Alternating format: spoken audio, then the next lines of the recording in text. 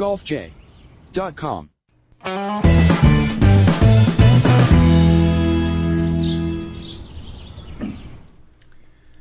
All right, good evening, everybody. Welcome to another edition of the Golf J podcast here on FingerLakes1.tv. I'm Jim Shinnecock alongside Rhett Taccone and Doug Brown, live inside the FingerLakes1.com studios in Seneca Falls, New York. It's Monday, June 11th, 2018, and tonight we're going to be talking about the U.S. Open. It's our special U.S. Open preview show. We're going to talk about Dustin Johnson's big win. We're going to talk about everything going on at Shinnecock. We're going to talk about the shot clock on the European Tour, which was pretty interesting this past week.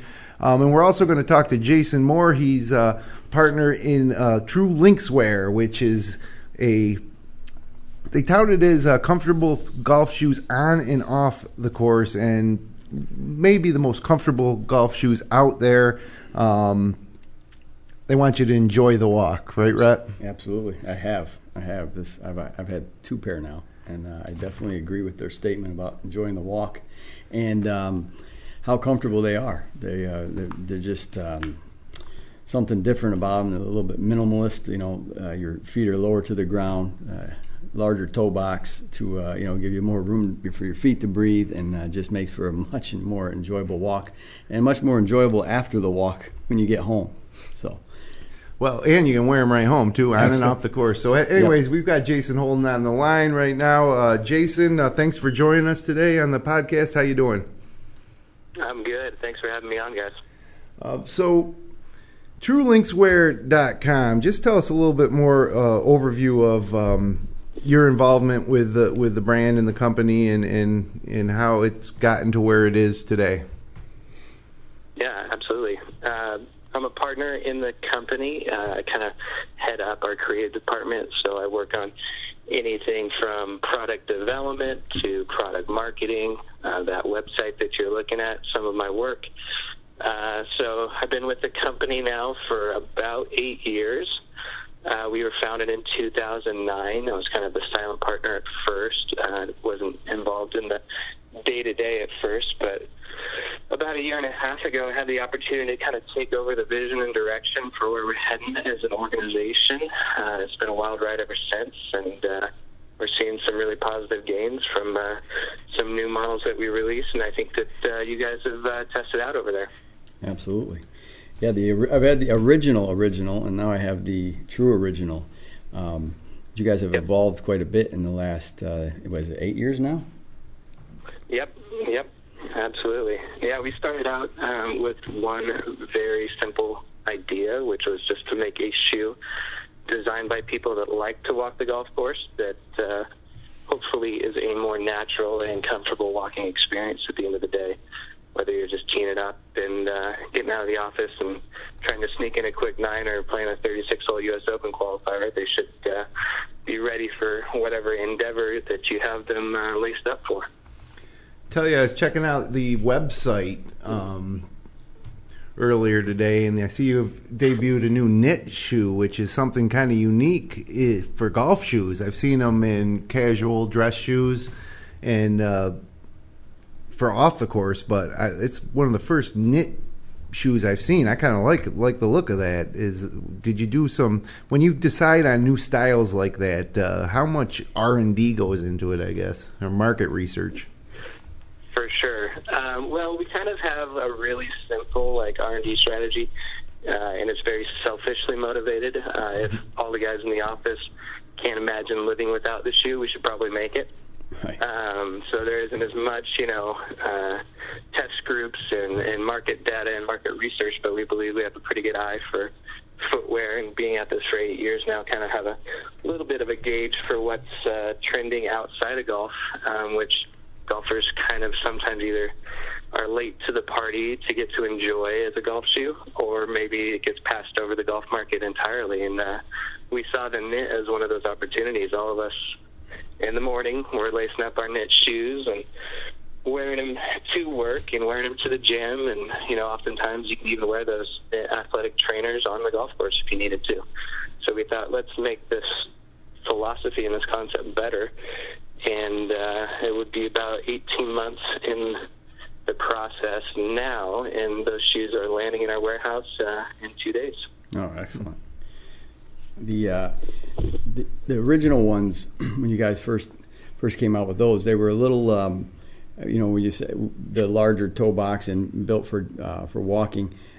Those were really more for just the golf course. Now you guys have pretty much got every design you have now you can wear to the office or on the golf course or both. Any different, just evolving from what people are wearing these days to from more specific golf shoe only to now having it serve as both?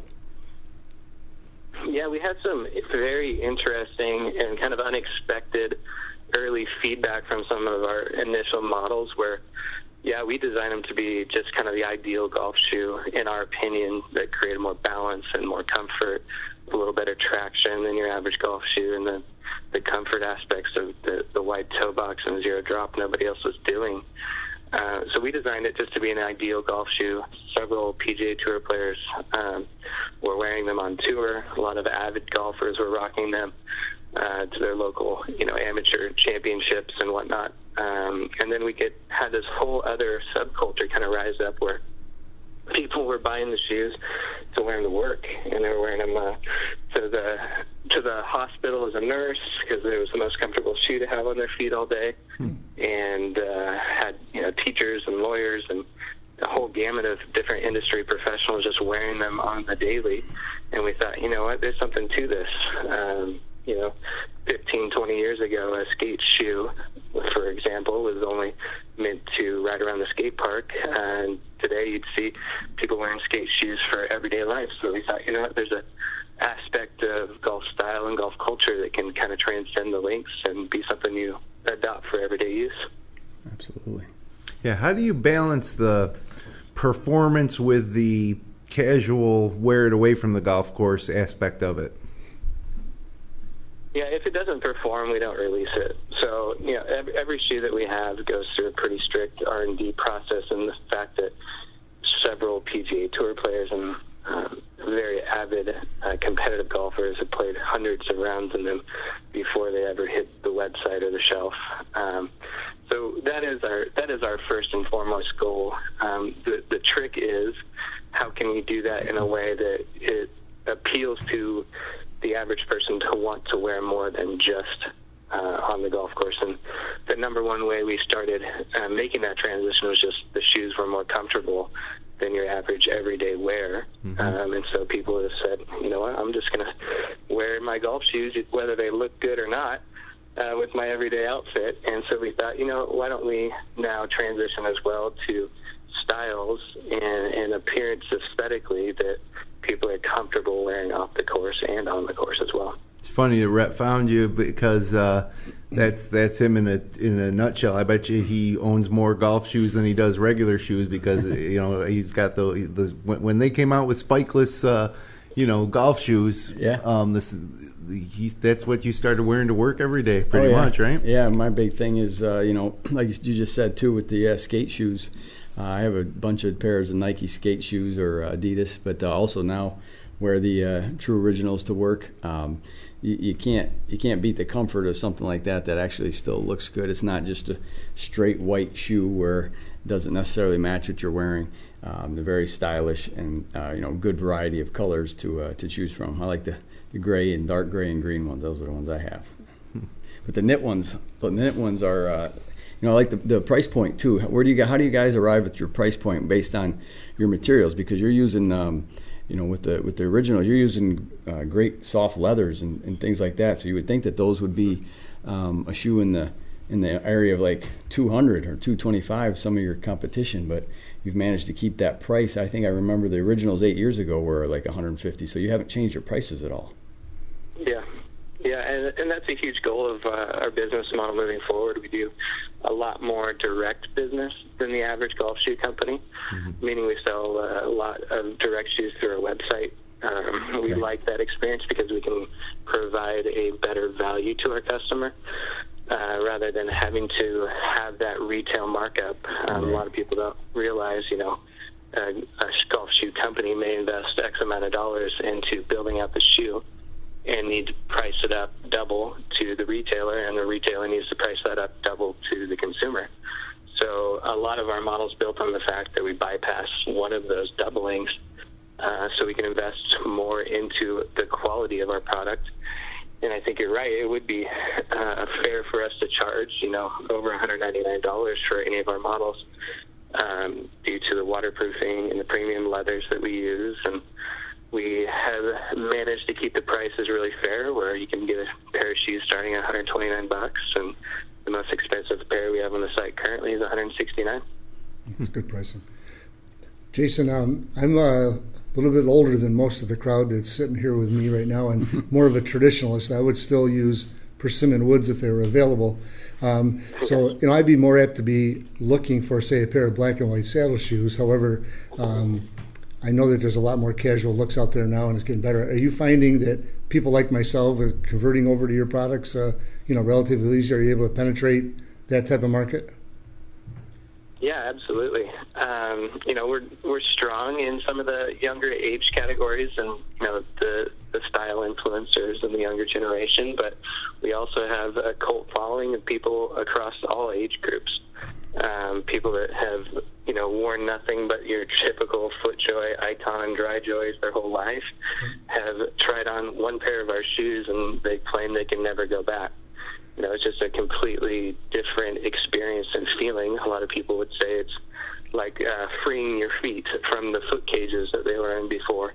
Right. So we definitely see that, and especially as you get, a little later in life, comfort and avoiding pain after the round becomes even more crucial. So we think that not only stylistically can we make something that a lot of different age ranges can wear, but also benefit from a performance standpoint too. So when you look at the market, almost every segment of the golf industry, whether it be shoes, shirts, clubs, drivers, balls, there's a lot of competition. There's established brands like FootJoy and Nike or Adidas, and now Skechers is even, stepped into the game a little bit. But then you got the boutique company, I don't even know if that's the right word, but smaller companies. Who would you consider to be more of a competition as you try to gain a little more market share in that crowded sector? Would it be like the FootJoys, or would it be like the maybe the Bions or some of the smaller companies? That's a good question. And the golf shoe industry is much more clustered than most shoe markets would be, where we have FootJoy kind of leading the way and carrying the banner with over 50% market share. They're a significant competitor for sure, and they've been at this a long time. We see probably most of our converts coming to our brand from a brand like FootJoy.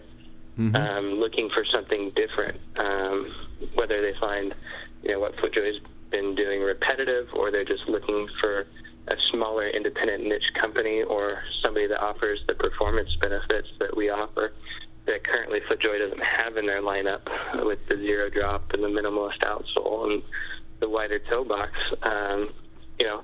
That's where we're going to see a huge section of our audience coming to. But a lot of people that wear shoes also, wear other brands like Puma or G4. Yeah.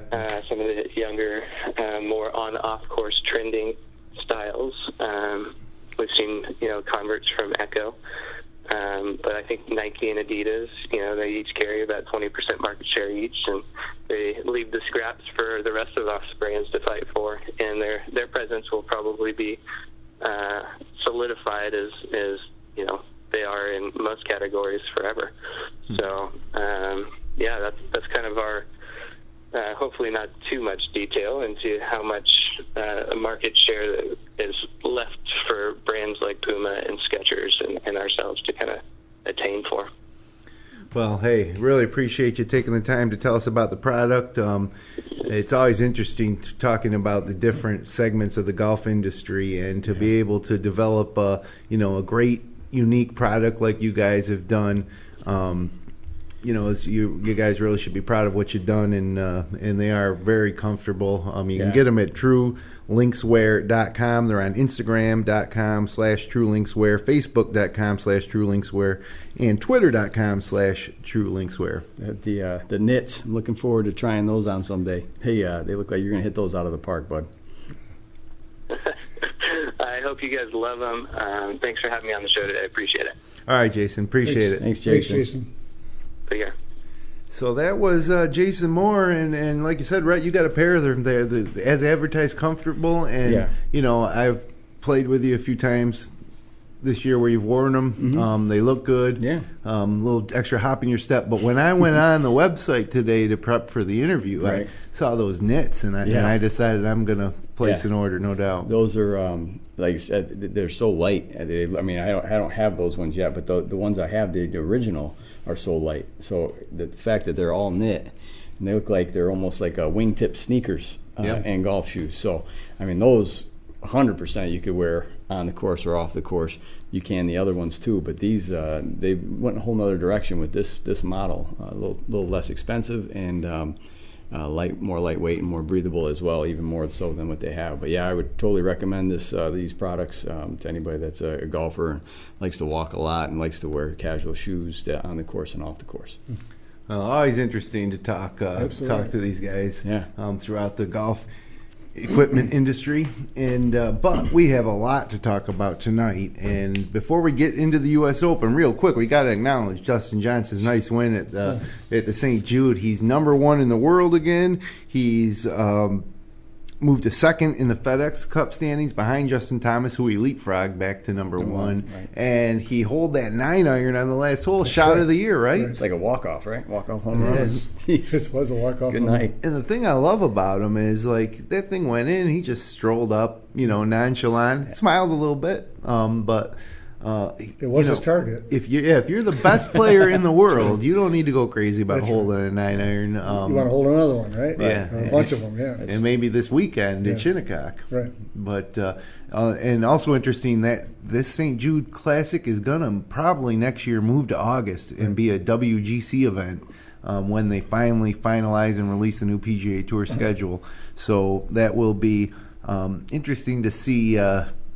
What the weather's like down there in Memphis in August. Yeah. Right. So, but okay, we know what the weather's going to be like on Long Island this weekend. It looks pretty good. Yeah. At Shinnecock, and as we get ready for the season's second major, heading to Southampton, about 90 miles east of the city on Long Island.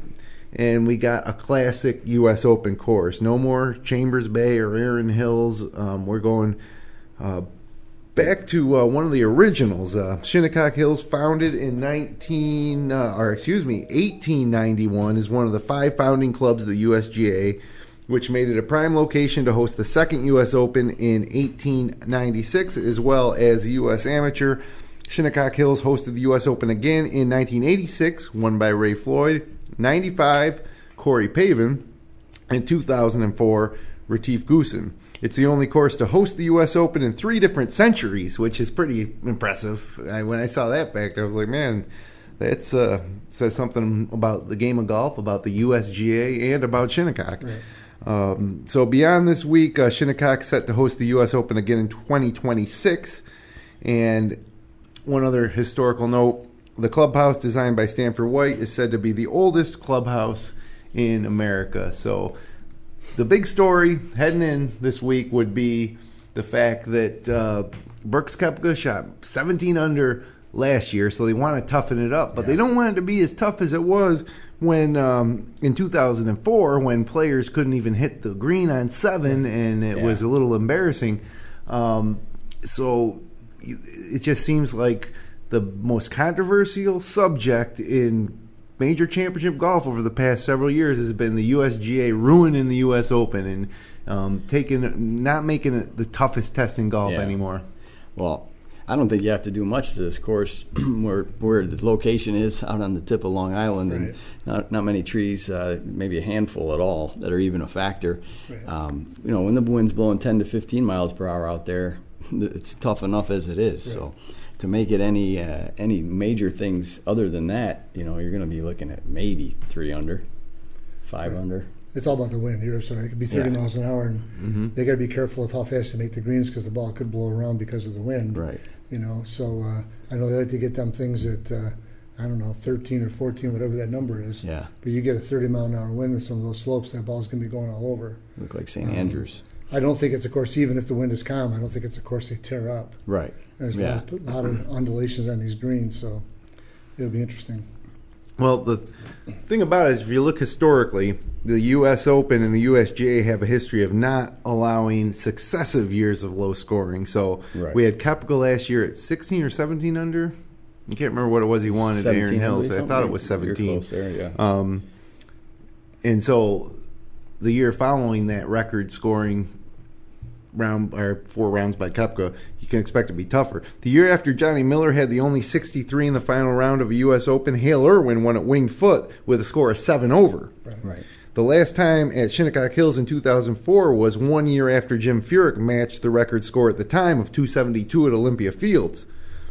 And then the year after Rory McIlroy set the record of 268 at Congressional, no one broke par the next year at Olympic Club. So, I mean, it's the USGA doesn't like to be embarrassed by players going low, even though, what they did last year at Erin Hills was their own fault. Yeah. I mean, they turned it into anything but a U.S. Open. Well, the fairways were course. 100 yards wide and made it very easy for everybody to hit a driver. Right. The scores you're talking about very high, like Winged Foot. If I remember right, those guys were chipping out sideways back in that tournament. Yeah. It was they got a name for it. I can't think of it, but it was a disaster.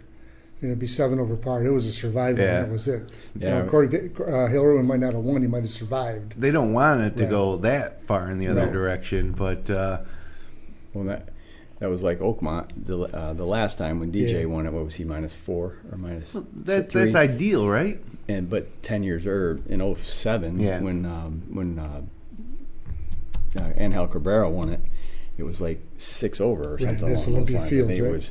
it was way different. So I think this time around they're gonna. The last time at Shinnecock, you hit a good shot and you were penalized, essentially, on a lot of those holes, especially number 7. Yeah, they don't want good shots being penalized. You hit a bad shot, that's kind of obvious statement, but they've had good shots be penalized in the past, and they don't want to do that anymore. I think they're going to get away from that. I think we want to turn it on and watch them chipping sideways out of wheat fields all day long, from 15-yard wide fairways and foot high rough. We want to challenge, absolutely. Yeah. Right.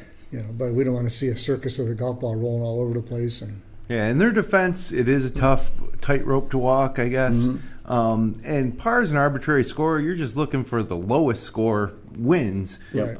So sometimes the USGA or we as golf fans just want to see the winning score at 1 or 2 under. Yeah. I don't think it's that important. You want a fair test that's going to be the toughest challenge these guys face all season, I think. Right. And then you want to make it feel like, the golfer that won survived and outlasted the field to become the U.S. Open champ. So one thing they did in September, with cooperation from the club at Shinnecock, the USGA had large portions of fairway grass, which is a mix of bent poa and ryegrass, cut out and replaced with about 90,000 to 100,000 square feet of fescue grass, which will have grown to be about 4 to 5 inches tall by the start of the tournament Thursday. And if you just left the fairway grass and let that grow with that mix of rye and poa and bent, it grows sideways and it just gets so thick that it's impossible. So, and part of me is like, man, it's just a golf tournament, guys. Why do you got to transplant 100,000 square feet of turf? They have the money. And the fairway grass is in a turf farm in New Jersey waiting to be brought back, so they're going to tear out that fescue after. But so that's one thing they're doing. If you are off the fairway, you're probably going to be in the fescue, which you can play the lies will be hit or miss. Sometimes you'll be able to play out of it and hit a good shot up on a green from some sort of distance, but sometimes you are going to have to chip out sideways and go from there. So it should be interesting. Yeah, the premium on hitting the fairway is always going to be there. I don't think that there's necessarily going to be a ton of times where they just got to take their driver out all the time and hit bombs. They hit their iron so far now that if they're just smart about it with 3-wood and their irons. Right. I think the course is 500 yards longer than the last time, and It's amazing. it's been several years, right? So 500 yards, well, to us, that's another hole. Yeah. But to those guys, it's really, when they hit about 340, Right. I don't know if it's significant or not to those guys. So Yeah, well, we're going to get into some of the players who might be our favorites to win, but you look at the way a guy like Dustin Johnson drives the ball, like right where he wants it. I think that he'll eat this. I won't necessarily eat this place up score-wise, but I don't think that he's going to be hitting irons. I think he's going to be aiming that driver and blasting it down as close to these greens as he can get, if it's anything like we saw in Memphis. And then another issue with Shinnecock that the players will be dealing with is the greens are broken into areas that reject your shots if you're coming in from an awkward angle. So if you miss the green and you're short-sided, you're in trouble. If you are off the fairway on the wrong side, you have no chance. So a lot of strategy, and for those who don't know Shinnecock that well, which, to be honest with you, I had to refresh a little bit since the last time we saw it was 2004. If you watch all 4 rounds, I think you're going to really fall in love with the course, which should be pretty cool. And speaking of watching, it's going to be on Fox. So Thursday, 9:30 a.m. to 4 p.m., FX1, that's Fox Sports 1 on your cable dial, 4 to 7:30 p.m. on actual Fox network. Friday, 10 a.m. to 4 p.m. on Fox Sports 1, and 4 to 7:30 p.m. on Fox. Saturday's coverage, 11 a.m. to 7:30 on Fox, and Sunday, 10 a.m. to 7:30 on Fox. So, I didn't do too much looking into the staff that Fox put together for this, but it's always interesting after watching CBS and NBC and Golf Channel go at it all year long. Now all of a sudden we're going to watch a major championship on a different network, and it's Fox, always known for innovations. Sometimes innovations are cool, but what I'm more interested in is just how I don't want it to feel like I'm watching a different network. I want to feel like I'm watching the U.S. Open. Do you guys know who they have? it's usually Joe Buck is the lead guy, but I haven't heard anything else about it. Wasn't Zinger there last year, too? Well, Zinger was there to try to recover from the Greg Norman debacle the year before, right? Yeah, Norman's gone. Yeah. I think Zinger's on the crew still. I don't know, because we haven't had Fox on at all lately. It just That's came right. back 3 or 4 days ago. That's Cable true. company dispute locally here. Just in time, right? Yeah. And I don't think the U.S. Open had any reason why they actually, or maybe it did. Maybe that's why they came to a deal, but It's a fair argument. You got the U.S. Open and you can't watch it. Just glad they did. Imagine that. yeah. That would So- be good. Maybe NASCAR had something to do with it, too. Could be. So let's look at the field. Let's talk about some of the favorites, I guess. And we just talked about how tight the fairways were going to be. Yeah. But a lot of people still think it's going to favor long hitters. And Bubba Watson's caddy, Ted Scott, tweeted on Sunday, he said, "Today was my first walk ever around Shinnecock Hills. I will say this with confidence. Long hitters will have the advantage, and one of them will hoist the trophy." So Teddy Scott seems to think it'll be one of the Bombers that will win, despite, the U.S. Open typically being a Graham McDowell or Curtis Strange type of, Like a robot. winner. Right. Yeah. I would say that, one, he's not going to say the short hitters are going to win this trophy being Bubba Watson's Right. No, that's true, caddy. too. So take that part of it. Now, I do agree, though. If the wind isn't blowing like crazy, I think the big hitters will have a huge advantage. But if it's blowing and they don't read the wind right with the changes in elevation from the tees to the greens, and you could be on a tee box and feel one thing, and it could be totally different out in the middle of the fairway where you're trying to hit it. Because if you do get in that rough, you're done. Right. I think a big hitter who hits it straight Right. will have a shorter iron into a green that's got a 10-foot circle to land it on, so you got more control of spin. But if he doesn't hit it straight, he's got no advantage over anybody. I still think there's going to be a lot. Luke Donald is a bad example right now. He's not playing that great, but that type of guy would be Justin fairways Rose. and greens. Typically in an event like this, it's going to be, say, 5 under par or higher, right? It's going to be a par game type thing. Right. But he's hitting the fairways. But now if you get Dustin Johnson hits 85% of the fairways and he's averaging 340, that's a huge advantage over Absolutely. anybody. Yeah. So yeah, so I mean, I think a lot more mentally is going to come into play with this. If they do hit it straight, Dustin Johnson's definitely going to be or any of those guys, because he's not the only one that. But I wouldn't goes that far. If he doesn't, or any of those guys are struggling with their driver or reading the wind, or it blows really really hard on one of the days, and Matt Kuchar or Justin Rose or the ball strikers, ball strikers and putting, the grinders, yeah, exactly. I agree. So 14 years removed from the last time we were at Shinnecock in 2004, and only 19 players are in the field now that were in then only 14 years ago. I mean, 14 years ago is relatively a long time, but talking about golf careers, I thought that was kind of a low number. And, Justin Thomas has is the number 2 player in the world right now, has one of the most well-rounded games of any golfer. What's his shot? Well, 14 years ago he was 9 years old, I think. So that's probably why he didn't play. He wasn't in the field. But I think he's a Dustin Johnson type. He hits the ball a long ways. Yeah. If he can control the driver and take advantage of his length, I think he's got all the other game. The key is to be as long as you can be in the fairway, whatever that answer is. Right. And I don't know where Dustin is in like the overall driving stats, or Justin for that matter. But the guy who's the longest in the straightest combination seems to be the best candidate. I think Justin Thomas is a favorite. Yeah, and I'm looking at like those two and saying, okay, you got to pick one or the other. So if you're playing like a DraftKings daily fantasy, you're not going to be. It's going to be tough to get them both on your team. Or if you're drafting with your buddies, you're probably going to get one of those two guys. So which one would you choose? And my first inclination was Dustin Johnson, just because of the wedge play, the way he putted at the St. Jude, and the command he has over the driver, and his general demeanor. Like Justin Thomas seems to be a little too excitable, maybe, for a U.S. Open type of test. Right. But then I look at it, and Dustin Johnson, it's been 2 full years since he won his first and only major. Right. Yeah. So we got the number 1 player in the world. Just he lost it for a couple weeks, got it right back. So literally, what is it, like 88 out of the last 90 weeks? Dustin Johnson's been number 1 player in the world, but only 1 major. Right. So the pressure's on DJ as well. He got hurt in the middle of that time there at Augusta. Right. Remember? So that was because he was pretty hot going in, but I don't know. I like. And compared to those two guys, I like Justin Thomas better overall because nobody's ever won the week before and then won the Open. Yeah. So I guess if you're a gambler, that's not it's due to change or not, right? But things like records like that are made to be broken. I understand, and it makes no sense. This never happened. Yeah, you think you'd be hot, confident? Yeah, you figure somebody can pull 2 off in a row. Yeah. Now, of course, it's been won back to back by guys like Curtis Strange, won a couple of U.S. Opens in a row, but never the winner the week before. It might be different if the week before was always a full field event, but it never is.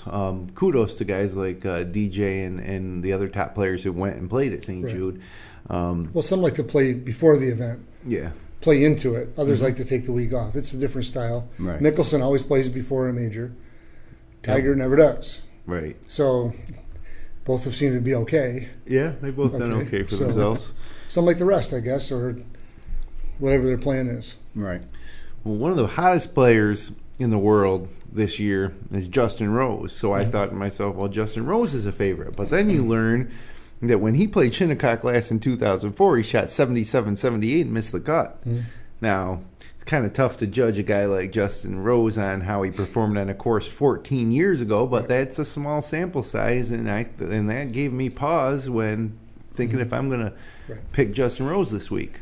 So 14 years ago, though, when he first came on the scene at the British Open at one time as like a 17-year-old or whatever and turned pro. What year was that? I don't know, but because he's not that old. He's probably 30-something, so right? that would have been like 2001, 2002. But he fell off the map for an awful long time. Right. So I wonder if that was part of that cycle. Because in the last 5 years, he's been pretty dynamic. Yeah, unbelievable. Okay, so I'm almost like we got to forget that period of time back in the 04 region and look at the recent body of work.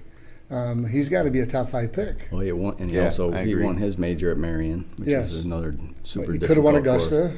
Yeah, right. He's got 10 top 10s this year. Yeah, out of 15 tournaments. Right. He hovers on that leaderboard. Yeah, and he doesn't fall apart. Somebody just outplays him at the end. It's not like he's making a double bogey on 17 and 18. I might have more confidence in Dustin Johnson or Justin Thomas winning.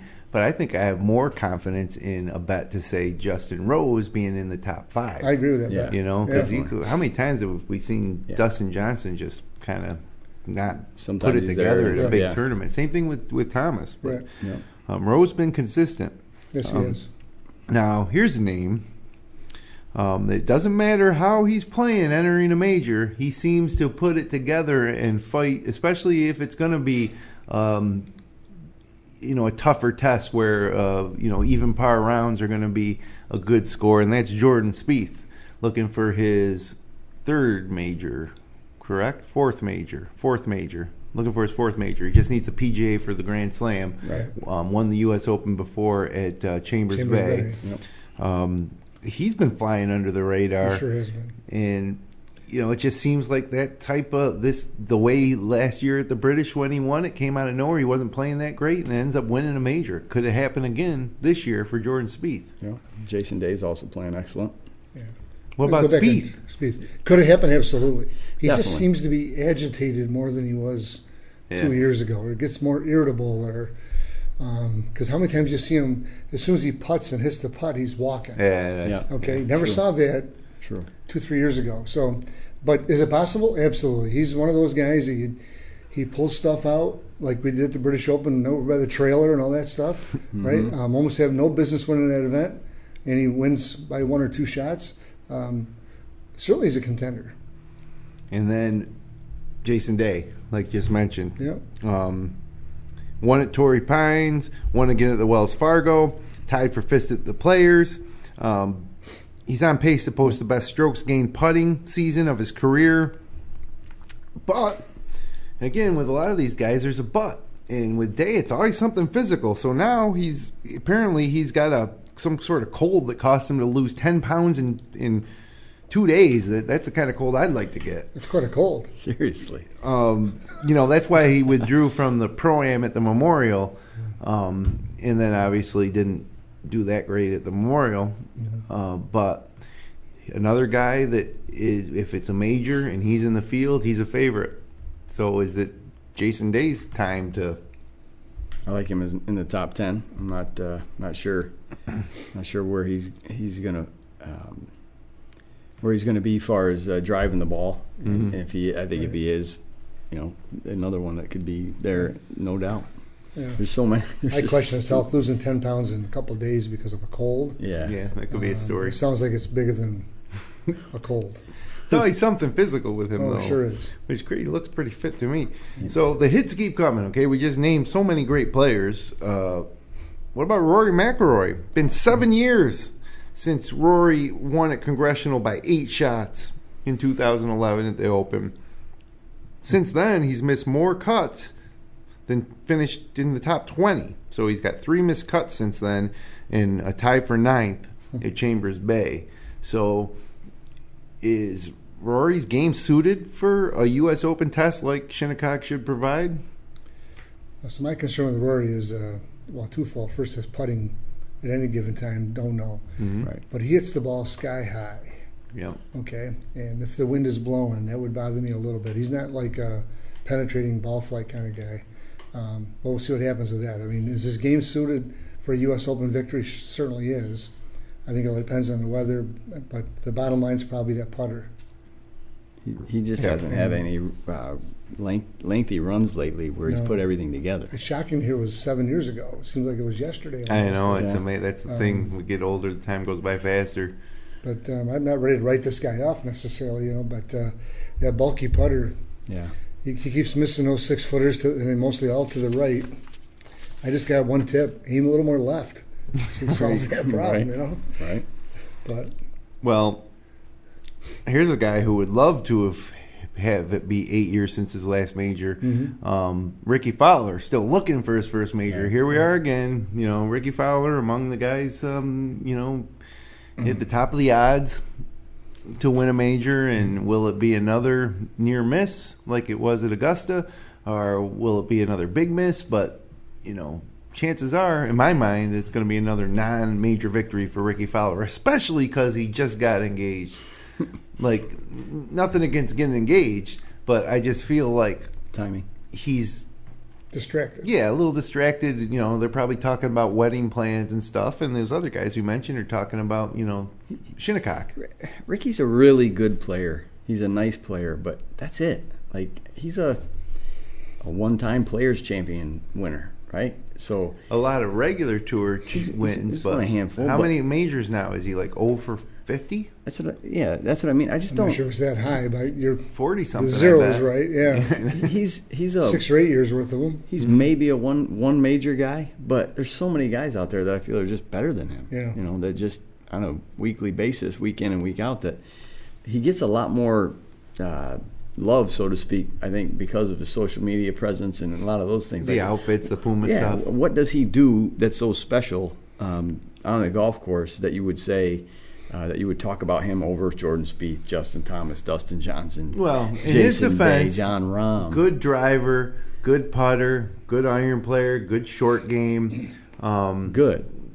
Yeah, I just don't know what the difference is. That's why what I mean. he doesn't win. I mean, let's face it. He finished strong at Augusta this year, you know, and really put the pressure. He did. And I like him. I'm not trying to say, you know, Right. negative things about him, but I just don't know if he's ever going to win one. I just don't know. Like, I sure hope he does. It'd be great for golf. yeah, That's for darn sure. So It could be this weekend. you just thought he was going to. it absolutely could be. Yeah, I mean, that's the thing about it. You never know. We're going to wake up and see. I think, and that's what you want, is you want to see him in contention on Sunday. That's what makes it exciting. So if you had to pick 20 names, he'd be on your list, the top 20. Oh, yeah. Top 20. Maybe sure. even top 15, right? So he'd be a name we'd put on a list. I'd like to see him win 10 times more than I'd like to see Jordan Spieth win. Me too. That's how I feel about Rickie Fowler. I like Rickie So Fowler. I agree. I'd like Just don't Spieth to know. win. I like Spieth. He's just got to go against us, doesn't he? Everybody doesn't like Always. Spieth. I've always liked Always. Spieth, and the thing about that I like about Spieth is that you know, if you're going to have a guy out there playing one final round of a major in contention with your life on the line, I'll give me Jordan Spieth. I know he's going to grind that thing out and play for every last ounce that it's worth. The same reasons he likes Jordan Spieth, he doesn't like Tiger Woods. That's right.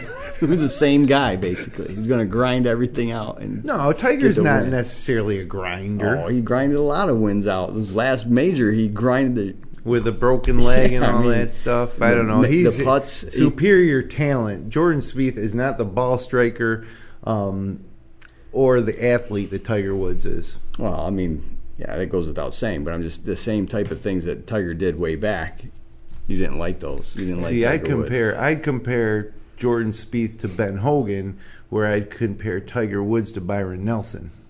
I guess in Well, my I don't mind. think In my Jordan mind. Spieth is the ball striker Ben Hogan was. Yeah, but the gutty Oh, I see what you did. car accident, come back and win the U.S. Gotcha. Open. I don't know. Tough guy. Tiger Woods. I just don't like the agitated attitude all of a sudden that he has. That's what turns me off right now. He's had a nice little run, made a lot of money. 3 majors. I know. I got a bet with somebody that says Smile a that little I got a $50 bet with somebody that says in 10 years from now, which now it's like 8, I think, that he'll be out of the top 10 in the world. Yep. And it's a pretty interesting bet. Yep. But Spieth keeps hanging around. Hanging around, and all it's going to take is another one more major, and I'll pretty much win that bet. Sure. So Well, it's hard to argue his talent, no question. yeah, No question. it's just somebody. He's different. He's different. You got your Thomas, you got your Johnson. They're all just like Rickie Fowler. They're all just super smooth. He's just more of the everyman golfer, I guess. I don't know how.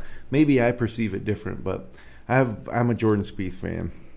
I like watching him play when he's in contention. He frustrates you as much too, Yeah. especially in a lot of these regular tour events where you pick him on your DraftKings roster is one of the higher priced guys, and and then he misses the cut shooting 4 over. Right. But so, anyways,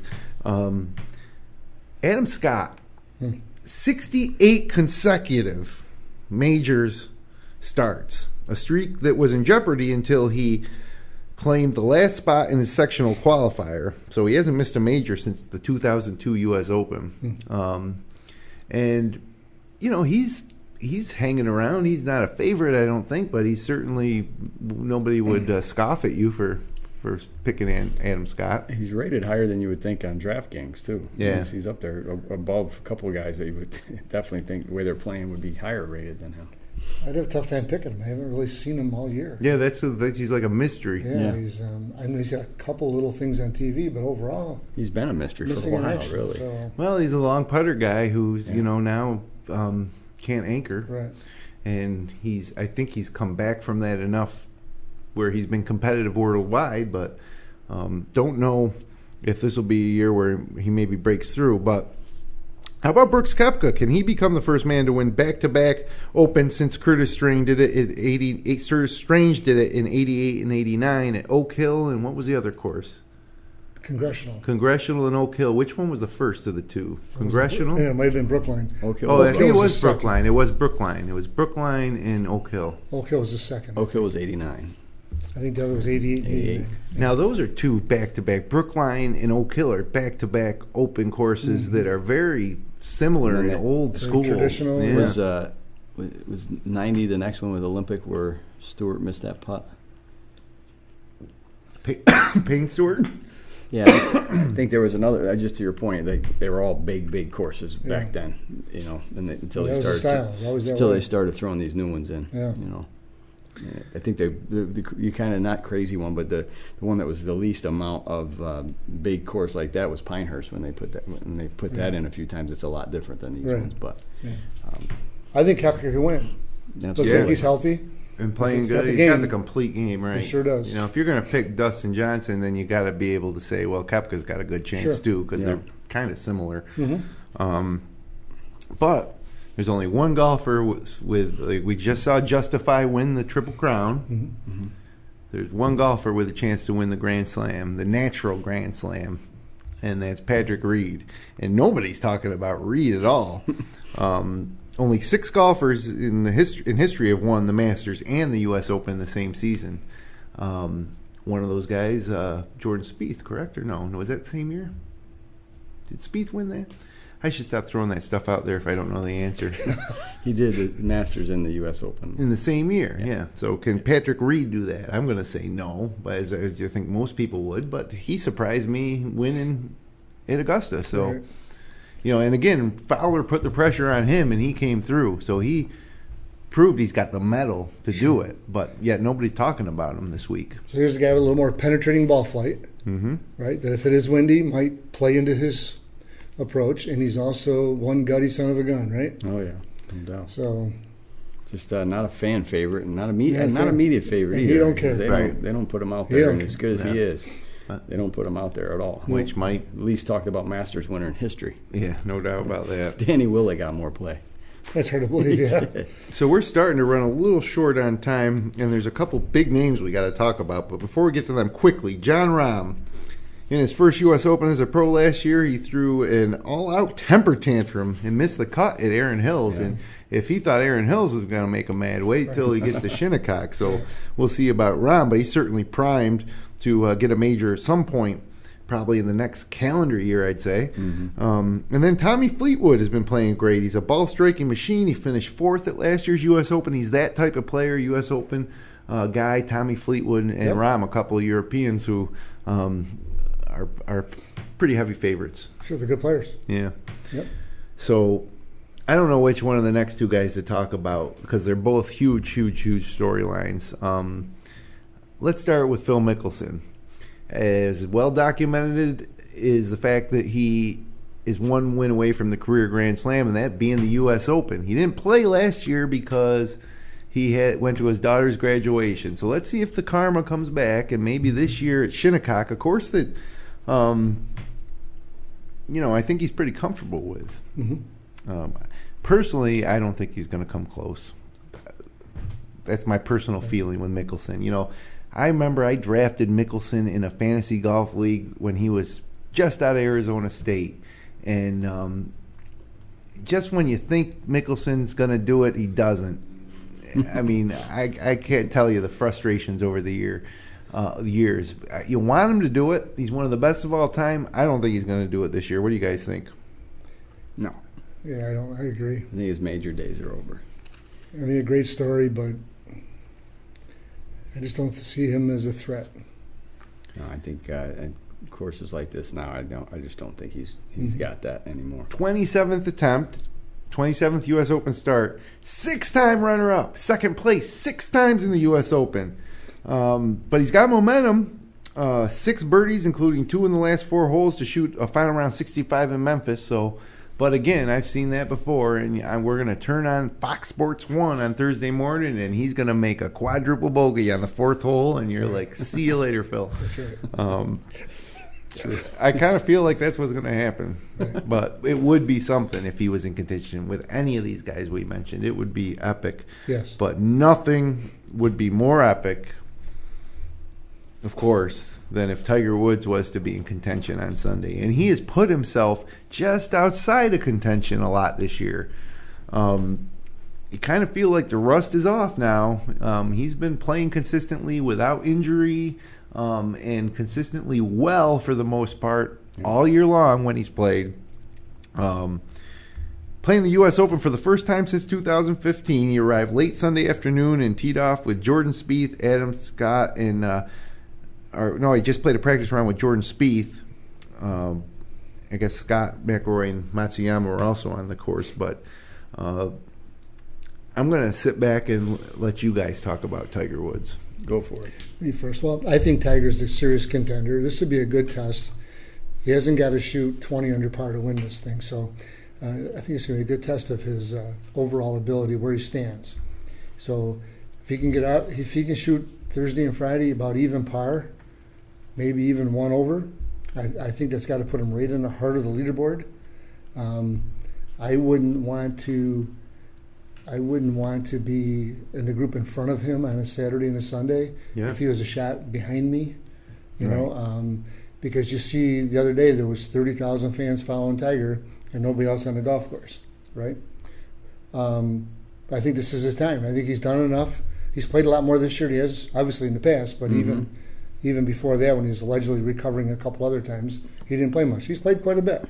Yeah. Oh, yeah. And he's shown some real signs of brilliance and a couple of things. I thought at the Memorial he played, I thought his putting let him down. From what I saw some of the video replays, it looks like he was hitting where he was aiming it with his putter, which just solves world hunger in a sense. You just got aim better. Right. And it wasn't like it was going way offline because of a bad stroke. He was definitely hitting it where he wanted to. Oh, my God, yes. Yeah. And his long game might be as good as ever. The ball speed and club speed and it's distance. as good as it has ever been, accuracy. even in his prime. Yeah, I still think he takes 3-wood out a lot more in this tournament than those other guys do. I think he plays around the course, not smarter, so to speak, but a little less risk with his driver. Right. This is a golf course that par is a great score. Yeah. Any par is a great score. Oh yeah, I think 3's going to win. Yeah, something right around 3. Could be. Well, but I just like to see him not have to scramble to get to the weekend and then go crazy on the weekend. Crazy. It's just like let's have him be in contention the whole way through. It's great for golf whether you want him to win or not. It's nice to see him at the top of the leaderboard or in the middle of the leaderboard on that first page. Yep. Because if he's tied with a bunch of guys, they put him up there at the top. That's my deal with Tiger. Tiger has come into these tournaments and played just bad enough to not be in the mix. Right. And then when he loosens up, he plays great on the weekend, and everybody says, look how great Tiger is. Won't be long before he wins. I want to see him in the mix and see how he holds up. Through. Yeah. Yeah, I want to see him in one of the last 2 groups on Sunday. Mm-hmm. Yeah. Both days, really. I mean, it's like he just makes it, like you're saying. Then he Saturday he teases us and gets all the way back, basically. Yeah. Sunday until about the 12th, 13th hole, and then something happens, whether it's a bad shot. Well, you can't go to Sunday being 5 down in most of those events. Chasing. Too many people in front of you. Yep. You know? So he's got the perfect tee time. So they like late Thursday, early Friday. Mm-hmm. And he's got it, but he's also got the top 2 players in the world. Right. Why do they do Thomas, Johnson, Woods? My God. Do they want to make the course totally inaccessible to anybody? Yeah, it'll be well, they got the same thing in the morning with McIlroy, Spieth, and Mickelson. So those are those featured groups. They kind of divided that morning and afternoon. They want premier groups. They got them. I think it's probably 2 premier. Yeah, I agree. Way too much. That'd be battling 30,000, 40,000 fans. And I also kind of wish that with these pairings that they would almost just randomly do them, because if you are one of these local qualifiers or an amateur and you're playing the U.S. Open, why not get paired with Dustin Johnson or Tiger Woods? Like, you have no chance really the way they do it now. So you'll see these premier groupings. But then if you're a spectator, you're sitting back there in the grandstands, and you're going to see a group of, just, I don't want to say no names, but just guys that are kind of out there by themselves. And I've been to U.S. Opens before, and I've seen that where, or who's coming through next? Yeah, and there's nobody there. It's almost, there's just the caddies and the score bearer. So we're running a little short on time. One thing, a couple quick notes. Total of 19 amateurs are currently in the field here at Shinnecock, the most since the 1981 edition of the U.S. Open, which also featured 19. None of them will play with Tiger Woods on the first 2 days. Another interesting thing here about Shinnecock. Greg Norman twice held the 54-hole lead at Shinnecock Hills, but lost it both times. He held a one-shot lead over Hal Sutton and Lee Trevino in 1986. Shot a final round 75 to clear the stage for Raymond Floyd, and then Norman finished 6 back of Floyd that year, who fired a final round 66. 9 years later, Norman shared the third round lead with Tom Lehman, but Corey Pavins fired final round 68 while Norman shot 73 and Lehman shot 74. It was the first of 4 consecutive U.S. Opens where Lehman would play in Sunday's final group. The first of 4 consecutive U.S. Opens, Tom Lehman played in the final group on Sunday and never won one. So a little shout out to Tom Lehman there. Bobby Jones is the only other player to compete in the U.S. Open's final group 4 consecutive times. And Retief Goosen is the only 54-hole leader to win at Shinnecock Hills ever. So there you have it. Which brings me to, let's just get off the U.S. Open for a quick second. They did the shot clock event on the European Tour. You had 40 seconds to hit, 50 if you were the first, and they had a actual shot clock behind each player. I mean, that was crazy, but the odd thing about it was it was pretty well received, and the average score was lower. So you guys want to see this on the PGA Tour? Absolutely. Yeah, definitely. I might want to see it at Seneca Falls Country Club, too. So, I thought it was very effective. Yeah, it was. And from what I saw, most people hit the shot with about 20 to 22 seconds left. Yeah. A couple guys got in a little bit of a jam, but overall, I think they all hit the ball with 20 seconds to spare. That's a long time. The average time of the rounds went down and the scores went down. Better for TV, better for everybody, really. Better for TV, for sure. Better for the caddy, shorter workday. Yeah. Yeah. Yeah. I think it's great. So, upcoming schedule on the PGA Tour. We got the U.S. Open this week, of course. Then next week, the Travelers, one of the coolest events, I think, on the circuit, coming right after a major. Then off to TPC Potomac, then the Greenbrier, then the John Deere, and then the Open Championship and the Barbasol, if that's your thing that week. But there'll be a Carnoustie this year, so we're right in the heart of it. The summer's here, and I need now, before we get out of here, your official U.S. Open picks. Oh, boy. Who's first? Not me. I go last. I'm going to pick Jason Day. Okay. I just feel it. I want to pick Spieth, but I'm picking Jason Day. I'm going to go totally out of character and pick Justin Rose. I can't argue with that. So I don't pick the same one because that's who I was going to pick. I'll go with John Rahm. Yeah. That's going out on a little bit of a limb.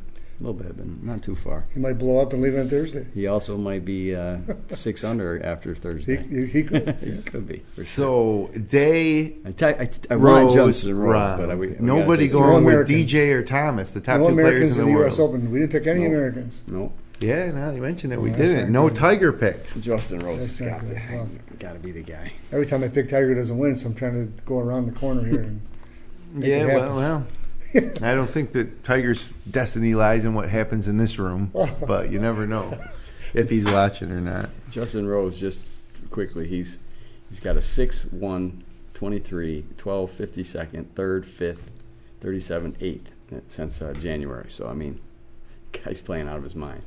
That's pretty good stuff, Yeah. without a doubt. So, once again, I want to thank Jason Moore, from True Linkswear. Check them out at truelinkswear.com. Get some nice, comfortable golf shoes for your next round. And that'll do it. Thanks for spending some time with us here on the GolfJ.com podcast. Connect with us online on Twitter at the GolfJ, on Instagram at the _GolfJ, and on Facebook at facebook.com GolfJ. All of our episodes and the best of the wide world of golf on the web can be found at golfj.com. We'll be back next Monday night at 9 p.m. to talk about the U.S. Open. So have a great weekend, everybody. Turn those TV channels to Fox Sports 1 and Fox and get ready for the second major of the year. And hit them long, not often.